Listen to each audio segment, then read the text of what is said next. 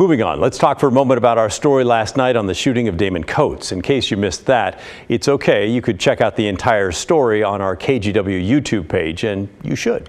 We talked about Coates, who's a Clackamas County Sheriff's deputy, or was, and was shot in the face 20 years ago by a teen with mental illness.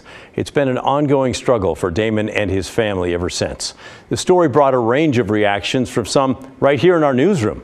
Many of us worked with Damon before the shooting. Here's photographer Stephen Redlin. Oh yeah, Damon was one of the good ones. As a public information officer for the Clackamas County Sheriff's Department, he would respond quickly. He would help me out at all different times, meeting me at restaurants on the way to and from an incident, help us out to get the information out there that would allow folks to be aware of and careful in any situation that occurred, good or bad. And he did it with the respect for the people he worked with and for us in the news media. Damon, by the way, is still alive, although he's under hospice care now. But just in case you're watching Damon, I didn't want you to think this was some sort of a eulogy that we're doing. But there are a lot of people in our area still sending you warm thoughts. Here's retired Portland Police Commander Greg Hendricks. So as a young detective in the mid to late 1980s, Damon, when I first met him, was a patrol officer, and later he was working narcotics. So the photo of him with the long hair holding onto the salmon is reminiscent of his time working narcotics at the Clackamas County Sheriff's Office. He was this young, funny, gregarious, hardworking cop. The law enforcement community back in the 80s was pretty small. Everybody knew everybody. And he was just one of those guys that everybody just loved to be around. Part of the reason we did this story was to remind you in our community that Damon and his wife Tammy are still there, still doing the best they can to get through every day. A shooting like this has impacts that are significant, though, and they go on and on and on. Here's our assignment desk manager, Shelley Swanke. I remember working with Damon when he was the PIO for Clackamas County, and he was fabulous to work with. When the incident happened and the shooting, it stunned everybody. It brought us all to a screeching halt.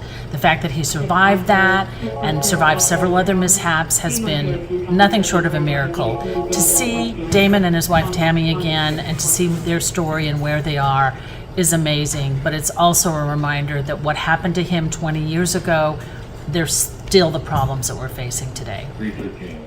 That's the other reason I wanted to bring you Damon's story. It highlights the danger of some who have mental illness. Not all, in fact, most people who have mental illness are not dangerous. I get that. But in this case, there was a 15-year-old shooter who had mental illness, and he was very dangerous. His mom had tried to get him checked into a hospital on a psych hold the night before the shooting, but the local hospital said they couldn't do a psych hold, so the family took the 15-year-old home. In my opinion, we need a lot more professionals helping people and a lot more places for people to go during crisis. We also need to spend a lot more money for the entire field so that more professionals will get paid more under insurance plans. That'll attract more providers and make it easier for families to afford care. Todd wrote in to say, I agree that we should provide more services for the mentally ill. It's a moral issue, a quality of life issue, and a safety issue. Some of you are moved to tears by the struggle Damon and Tammy are living through. Marcel wrote in to say, thank you for bringing us the story on the real-life impact the mental health crisis causes. I cried like a baby. DJ agreed, writing, I never cry. I am right now. Bless you for bringing us the update on Damon and his amazing wife. I have never forgotten him and that awful shooting. You are right, she goes on. We need to spend much more on mental health. It's much more important than the Rose Quarter redo.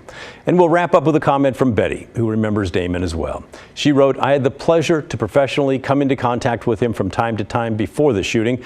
I remember weeping and praying for him the day he was shot. What strength shown by them both. Thanks to everyone who wrote and called and talked to us on video with the Damon Coates story. In my opinion, this is a reminder that these things matter. Getting mental health illness under control, it's important to all of us. Those who are ill deserve to be helped, and those who are not deserve to be safe. I think there's a willingness by state leaders now to start moving toward a better future on this, but we should all pay close attention to that and encourage them to keep going. That's my opinion anyway. What are your thoughts? I'd love to hear from you.